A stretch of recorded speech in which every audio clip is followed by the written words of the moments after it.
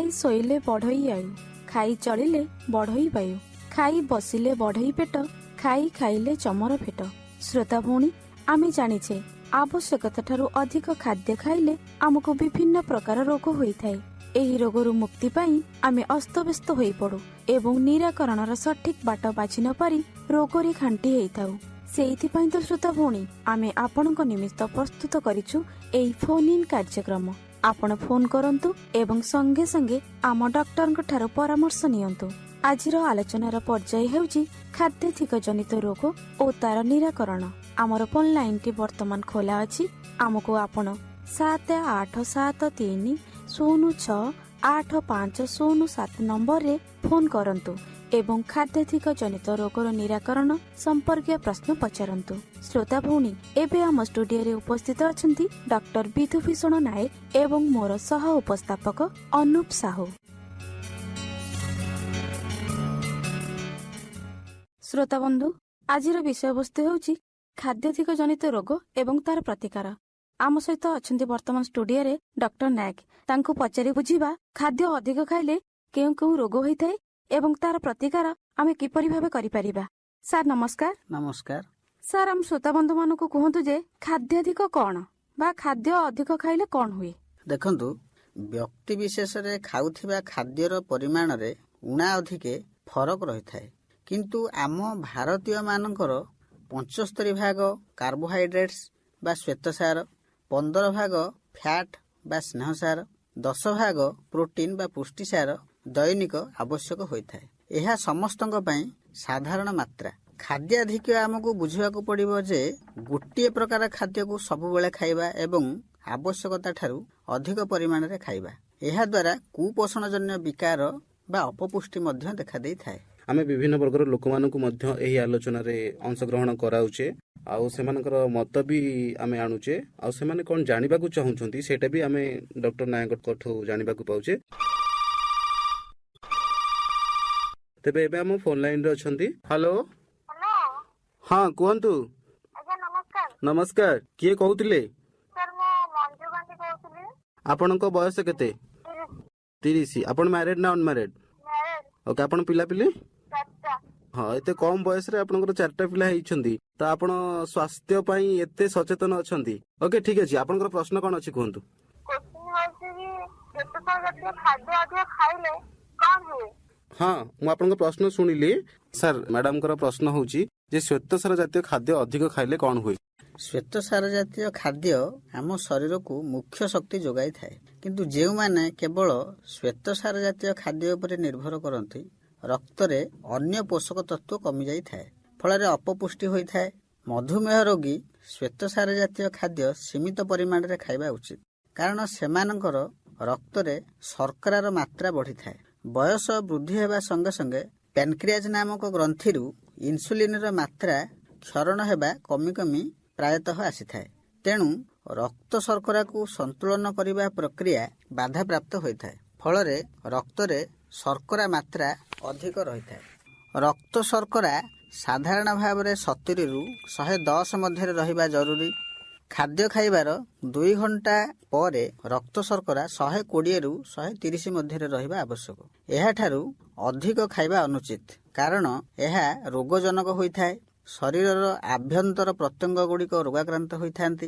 हृदय, वृक्क, रक्तवाहिनी, मस्तिष्क आदि जीवाणु द्वारा संक्रमित होई थांती। ज्योत्ना मैडम, एबे आ गोटे फोन कॉल आसीची, से फोन कॉल टी जिबा। Hello hello. आपनका कथा सुबुची, किए कहउतिले कुहंतु। आज्ञा नमस्कार, मो स्मिता सेठी कहउतिली। हाँ, स्मिता सेठी कोउठ कहउतिले आपण? बड़तरा। बड़तरा। हमर स्टूडियो रे अछन डॉक्टर नायक, आपण कोन पचारिबे? सर नमस्कार। नमस्कार। हाँ कुहंतु। सर स्नेहसार जातीय खाद्य अधिक खाइले कोन असुविधा हुए, ए विषय कहंतु।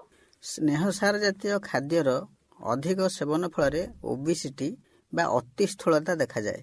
मनुष्य अधिक मोटा होई थाए, कारण चर्बी वृद्धि पाई थाए। स्नेहसार रु मिलिथिबा कोलेस्ट्रोल अधिक परिमाण रे वृद्धि होई रक्तवाहिनी रे रक्त संचालन को बाधा प्राप्त करि थाए। हृदय रे कोरोनारी आर्टेरी डिजीज उत्पन्न करि थाए। हृदघात होई थाए।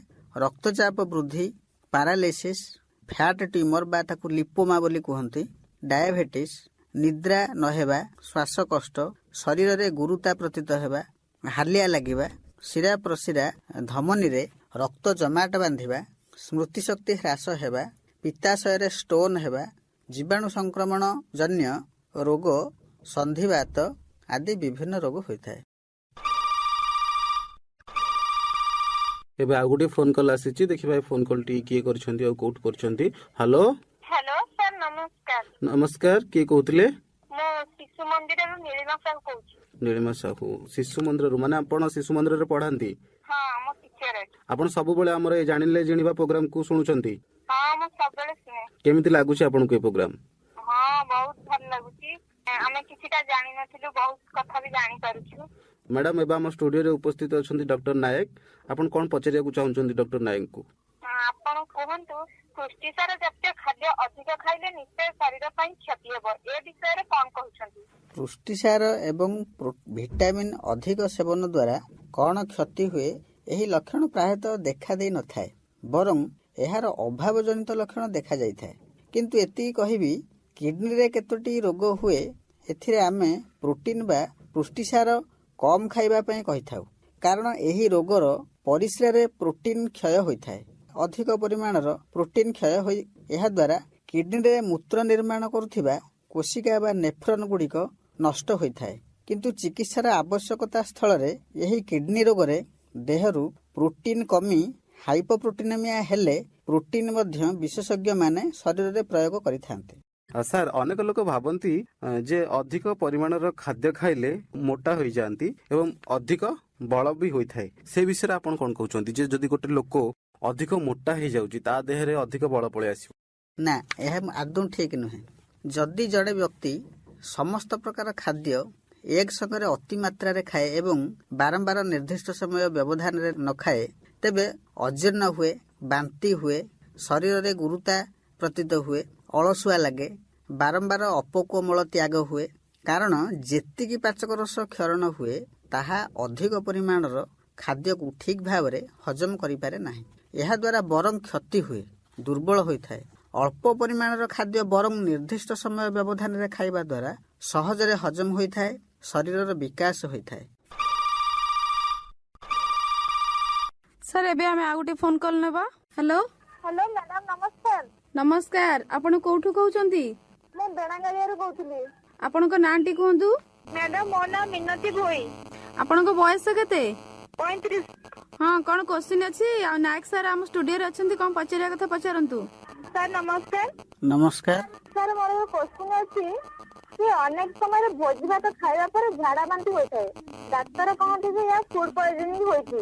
ଏହା କାହିଁକି ହୋଇଥାଏ, ଟିକେ ବୁଝେଇ କଲେ ଟିକେ ଭଲ ହୁଅନ୍ତା। ସାର୍, ଆପଣ ତ କ୍ୱେଶ୍ଚିନ୍ ଶୁଣିଲେ, ସେ ପଚାରୁଛନ୍ତି ଯେତେବେଳେ ଆମେ ଭୋଜି ଭାତକୁ ଯାଇଥାଉ ବା ଭୋଜି ଖାଇଥାଉ, ଆମ ଭିତରେ ଫୁଡ୍ ପଏଜନିଂ ହୁଏ। ସେ ଫୁଡ୍ ପଏଜନିଂ କାହିଁକି ହୋଇଥାଏ? ଅନେକ ସମୟରେ ଆମେ ଭୋଜି ଉତ୍ସବରେ ବିଭିନ୍ନ ପ୍ରକାର ଖାଦ୍ୟ ଖାଇଥାଉ। ତେଣୁ ଖାଦ୍ୟ ପଦାର୍ଥର ଚୟନ, ନିର୍ମାଣ, ଯତ୍ନର ସହିତ ରଖିବା, ଉପଯୋଗ କରିବା, ବିତରଣ କରିବା, ଏଥିରେ ଅନେକ ତ୍ରୁଟି ରହିଥାଏ। ପରିଷ୍କାର ପରିଚ୍ଛନ୍ନତା ହୋଇ ରୋଷେଇ କରିବା, ଯେଉଁ ପାତ୍ରରେ ରାନ୍ଧିବା ତାକୁ ଭଲ ଭାବରେ ଧୋଇ ପରିଷ୍କାର ପରିଚ୍ଛନ୍ନ କରି ସେଥିରେ ରାନ୍ଧିବା, ଦୂଷିତ ପରିବେଶରେ ନ ରାନ୍ଧିବା, ସ୍ୱଚ୍ଛ ସ୍ଥାନରେ ଘୋଡ଼ାଇ ସାଇତି ରଖିବା, ବିବିଧ ରାସାୟନିକ ଦ୍ରବ୍ୟ ବ୍ୟବହାର ନ କରିବା, ବିଷାକ୍ତ କୀଟ, ମାଛି ଆଦି ଖାଦ୍ୟରେ ନ ପଡ଼ିବା, ସେଥିପାଇଁ ସଜାଗ ରହିବା ଦରକାର। ରୁଗ୍ଣ ପଶୁପକ୍ଷୀମାନଙ୍କର ମାଂସ ଖାଦ୍ୟ ପାଇଁ ଉପଯୋଗୀ ନୁହେଁ। ଏହାଦ୍ୱାରା ଖାଦ୍ୟ ସଂକ୍ରମିତ ହୋଇଥାଏ। ଜୀବାଣୁମାନେ ଟକ୍ସିନ୍ ବା ବିଷାକ୍ତ ଦ୍ରବ୍ୟ ଖାଦ୍ୟରେ ଛାଡ଼ିଥାନ୍ତି। ଖଟା ପଦାର୍ଥ ସାଧାରଣ ଭାବରେ ପିତ୍ତଳ କଂସା ପାତ୍ରରେ ରାନ୍ଧିବା କିମ୍ବା ରଖିବା ନିଷେଧ। ଏହାଦ୍ୱାରା ଧାତୁ ବିଷାକ୍ତତା ପ୍ରାପ୍ତ ହୋଇଥାଏ। ସାର୍, ଆପଣ ତ ଏବେ ଆଲୋଚନା କଲେ ଯେ ଆମ ଶ୍ରୋତାବନ୍ଧୁ ମାନେ ଶୁଣିଥିବେ ଫୁଡ୍ ପଏଜନିଂ କଣ ଆଉ ଏହା କାହିଁକି ହୁଏ। ଏବେ ସାର୍, ଆମ ଶ୍ରୋତାବନ୍ଧୁ ମାନଙ୍କୁ କୁହନ୍ତୁ ଯେ ଫୁଡ୍ ପଏଜନିଂ ର ଲକ୍ଷଣ କଣ, କେମିତି ଜାଣିପାରିବା ଫୁଡ୍ ପଏଜନିଂ ହୋଇଛି ବୋଲି। ଫୁଡ୍ ପଏଜନିଂର ଲକ୍ଷଣ ଗୁଡ଼ିକ ହେଲା ଜ୍ୱର ଆସିବା, ବାରମ୍ବାର ତରଳ ଝାଡ଼ା ହେବା, ବାନ୍ତି ହେବା, ପେଟରେ ଅତ୍ୟଧିକ ମାତ୍ରାରେ ବ୍ୟଥା ହେବା, ପେଟ ଫାମ୍ପିବା, ମୁଣ୍ଡ ବ୍ୟଥା, ମଥା ଘୂରିବା, ଦେହରେ ଲାଲ ଲାଲ ଚକି ଚିହ୍ନ ଆକାରରେ ଦେଖାଯିବା, ଏହିସବୁ ଲକ୍ଷଣ ପ୍ରକାଶ ପାଇଥାଏ। ସାର୍, ଆପଣ ଏବେ ଆଲୋଚନା କଲେ ଯେ ଫୁଡ୍ ପଏଜନିଂ ର ଲକ୍ଷଣ କଣ। ଥରେ ଆଉ ଗୋଟେ ଫୋନ କଲ୍ କୁ ଆମେ ଯିବା। ହ୍ୟାଲୋ ହ୍ୟାଲୋ ହଁ କୁହନ୍ତୁ, ଆପଣଙ୍କ କଥା ଶୁଭୁଛି। ହ୍ୟାଲୋ ମ୍ୟାଡାମ ନମସ୍କାର। ନମସ୍କାର, ଆପଣ କୋଉଠୁ କହୁଛନ୍ତି? ମ୍ୟାଡାମ ମୁଁ ରଇସ ସାହିରୁ କହୁଥିଲି। ହଁ କଣ କହୁଛନ୍ତି କୁହନ୍ତୁ, ଆପଣଙ୍କ ନାଁଟା କୁହନ୍ତୁ ଆଗ। ମ୍ୟାଡାମ ମୋ ନାଁ ହଉଛି ସୁଜାତା ବେହୁରା। ଆପଣଙ୍କ ବୟସ କେତେ? ବୟସ 40। ହଁ ସାର୍ଙ୍କୁ କଣ କୋଶ୍ଚିନ୍ ପଚାରିବା ପଚାରନ୍ତୁ। ସାର୍ ନମସ୍କାର। ନମସ୍କାର। କୋଶ୍ଚିନ୍ଟି ହେଉଛି ଫୁଡ ପଏଜନିଂ ହେଲେ ଏହାର ପ୍ରତିକାର କଣ କରାଯାଇ ପାରିବ? ସାର୍ ସେ ପଚାରୁଛନ୍ତି ଯେ ଫୁଡ ପଏଜନିଂ ହେଲେ ତାର ପ୍ରତିକାର ପାଇଁ କଣ କରାଯାଇ ପାରିବ। ଡାକ୍ତରଙ୍କର ପରାମର୍ଶରେ ଚିକିତ୍ସା କରିବାକୁ ପଡ଼ିବ। ଯଦି ବାନ୍ତି ହେଉଥିବ, ବାନ୍ତି ରୋକିବା ଦରକାର ନାହିଁ। ଇନଡାଇଜେଷ୍ଟେଡ୍ ଫୁଡ ବାହାରି ଯିବା ଆବଶ୍ୟକ। ଏହା ଛଡ଼ା ଡାକ୍ତର ଯାହା ଚିକିତ୍ସା ଦେବେ ସେହି ଅନୁସାରେ ଯିବା ଉଚିତ। ସାର୍ ଆଜି ତ ସମୟ ହେଇଯାଇଛି। ଆଜି କାର୍ଯ୍ୟକ୍ରମକୁ ଏଇଠି ଶେଷ କରିବା ଏବଂ ଆଗାମୀ ଅଧ୍ୟାୟରେ ଶ୍ରୋତା ଭଉଣୀ ମାନଙ୍କ ସାଥିରେ ପୁଣି କଥା ହେବା ତାଙ୍କର ସମସ୍ୟାକୁ ନେଇ। ସାର୍ ଆପଣଙ୍କ ମୂଲ୍ୟବାନ ସମୟ ଆମକୁ ଦେଇଥିବାରୁ ଆପଣଙ୍କୁ ଅଶେଷ ଅଶେଷ ଧନ୍ୟବାଦ। ଶ୍ରୋତା ଭଉଣୀ, ଆଜିର ଆଲୋଚିତ ବିଷୟଟି ଥିଲା ଖାଦ୍ୟାଧିକ ଜନିତ ରୋଗ ଓ ତାର ନିରାକରଣ।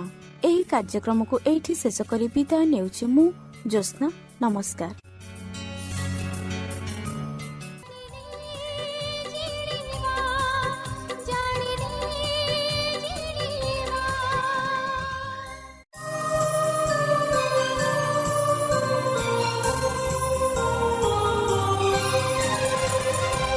আজি জিও